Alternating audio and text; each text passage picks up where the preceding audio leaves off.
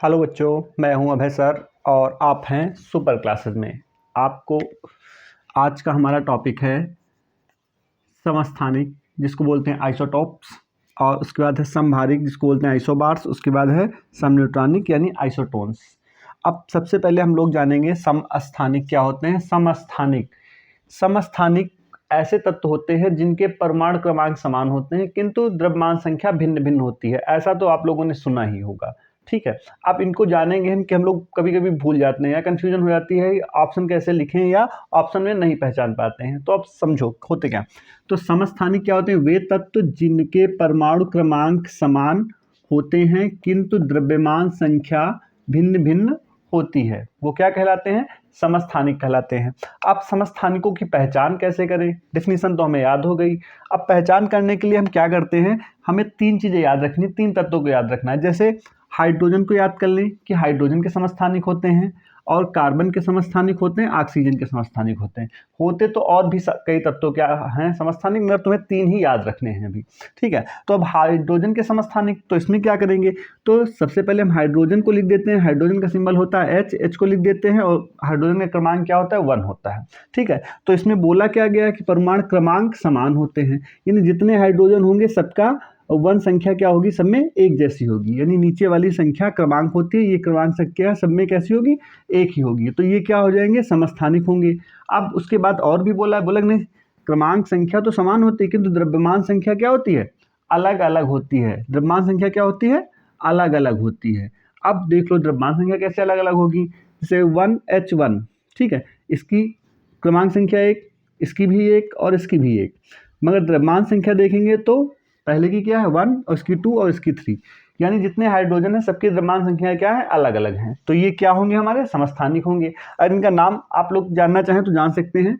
इसको बोलते हैं प्रोटियम, ये है ड्यूट्रियम और ये है ट्राइटियम। अब उसके बाद हम कार्बन को भी याद कर सकते हैं। कार्बन के भी समस्थानिक होते हैं। कार्बन के कौन से समस्थानिक होते हैं? तो कार्बन के मुख्य हमारे 3 समस्थानिक होते हैं। जैसे कार्बन का एटॉमिक नंबर कितना होता है? 6 होता है, यानी परमाणु क्रमांक कितना होता है? 6 होता है। तो हम कार्बन को लिख के सबके परमाणु क्रमांक क्या करेंगे? 6 कर देंगे। अब उसके बाद ये एक रूल तुम लोगों को बताए थे कि किसी नॉर्मल क्या होता है, किसी तत्व का हमें परमाणु क्रमांक जानना है, क्या करते हैं? क्रमांक को हम दुगना कर देंगे तो हमारा क्या आ जाएगा? द्रव्यमान संख्या आ जाएगा। तो इसमें कार्बन का 6 था तो इसकी द्रव्यमान संख्या कितनी हो गई? 12। अब इसमें देखो ये भी कार्बन 6 ही है, मैं इसकी द्रव्यमान संख्या क्या हो गई? 13, और इसकी क्या हो गई? 14। यानी हमें इसके एग्जाम्पल देने के लिए क्या करना है? द्रव्यमान संख्या में एक एक की वृद्धि की गई है, 12, 13, 14, और यहाँ पे 1, 2, 3। क्लियर। अब उसके बाद आते हैं, जैसे हमें ऑक्सीजन, इसको ही देख लेते हैं। तब ऑक्सीजन का क्रमांक कितना होता है? 8 होता है। द्रव्यमान संख्या कितनी होती है? 16 होती है। तो अब सबके क्रमांक समान कर देंगे और द्रव्यमान संख्या में क्या देंगे? 16 के बाद 17 और 18। ऐसे हमारा क्या बन जाएगा? समस्थानिक।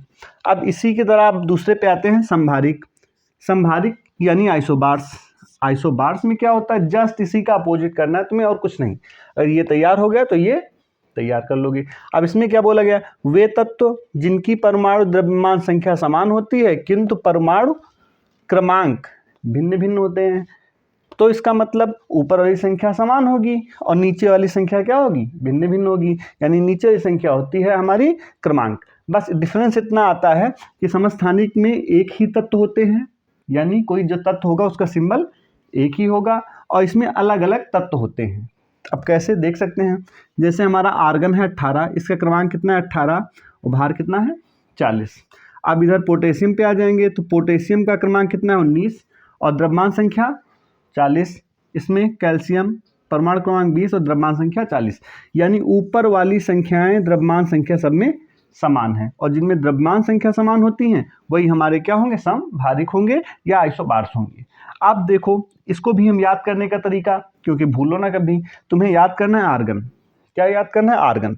आर्गन का 18 होता है, तो आर्गन के आगे के जो तत्व होते हैं पोटेशियम और कैल्शियम, ये सारे क्या बनाते हैं?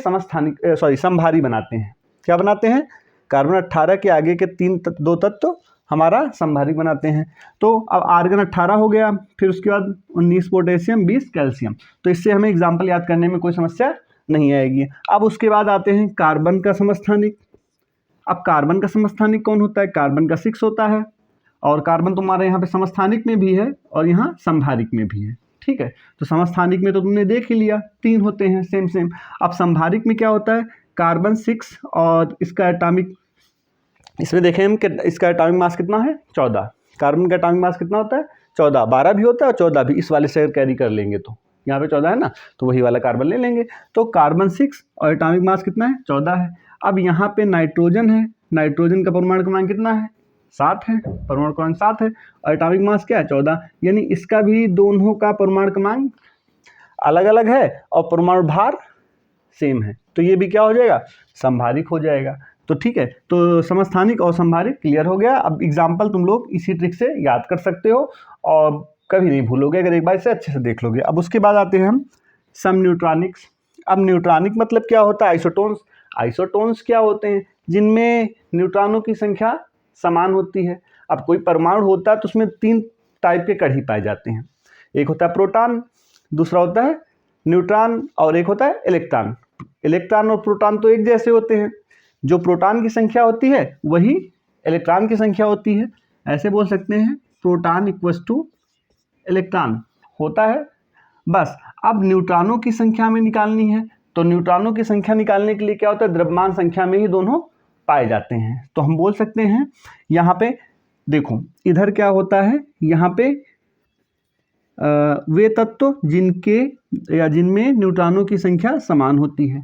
बिल्कुल छोटी सी डिफिनीशन है सम न्यूट्रॉनिक, वे तत्व जिनमें न्यूट्रॉनों की संख्या समान होती है सम न्यूट्रॉनिक कहलाते हैं, ठीक है। अब होता कैसे, समान कैसे होती है, समान हमें देखने के लिए इसकी एग्जांपल दे देते हैं। तुमसे पूछ लेते हैं कि सम न्यूट्रॉनिक कौन सा है, तो इसको देखने के लिए सबसे अच्छा तरीका है क्या करते हैं, नीचे होता है क्रमांक, ये तो पता ही है तुम लोगों को, नीचे क्या लिखते हैं क्रमांक को, ऊपर क्या लिखते हैं द्रव्यमान को,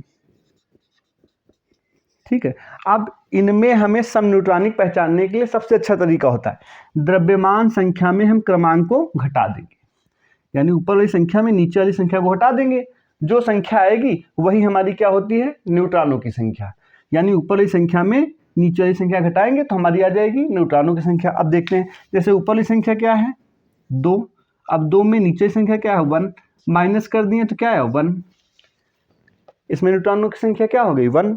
अब इसमें देखते हैं इसमें क्या है, इसमें है ऊपर 3, 3 में कितना घटाएं 2, संख्या कितनी है 1, यानी इसमें भी 1 न्यूट्रॉन है इसमें भी 1 न्यूट्रॉन है, तो ये दोनों क्या हो जाएंगे सम न्यूट्रॉनिक। इसी प्रकार हम सिलिकॉन और फास्फोरस में भी देख लेंगे। अब SI का कितना होता है, SI में है 30, तो ऊपर की संख्या 30, नीचे वाली कितना है 40, 30 में 14 घटाओगे तो कितना बच जाएगा तुम्हारा 16, कितना बचेगा 16, यानी इसमें न्यूट्रॉनों की संख्या क्या होगी 16। अब इधर देख लो इसमें भी कर लो 31 में 15 घटा दो तो इसमें भी बनेगा 16, यानी ये तीनों के साथ यही रूल लागू होगा, तो तीनों क्या है हमारे सम न्यूट्रॉनिक। इसी वीडियो के साथ आप लोगों को समस्थानिक, संभारिक और सम न्यूट्रॉनिक क्लियर हो गए होंगे और एग्जाम्पल भी तैयार करने का बहुत ही अच्छा तरीका है, आप लोग तैयार कर सकते हैं। धन्यवाद।